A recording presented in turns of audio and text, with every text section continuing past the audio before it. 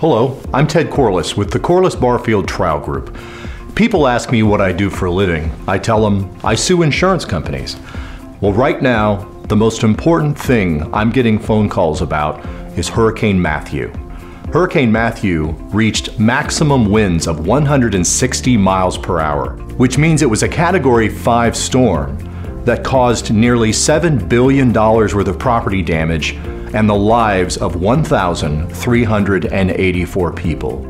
Right now, if you've been the victim of damage caused by wind or water, there are definitely some do's and don'ts that you need to be aware of. Number one, do get a copy of your insurance policy.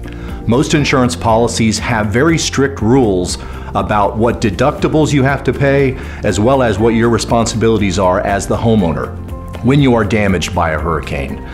Number two, inspect your property. You need to be looking for any indication that the building envelope, your home or your business, has been damaged by impact caused by those winds that hit that building. Last, if you are the member of a homeowners association on the board of directors, it is imperative that you inspect not only the properties of people that are currently occupying them, but also people who are not necessarily there because they're seasonal.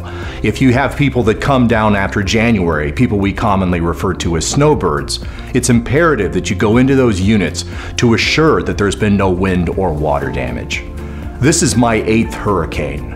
If you're looking for a lawyer who has experience in dealing with these matters, you can give us a call or go to our website at www.corlissbarfield.com. Be well.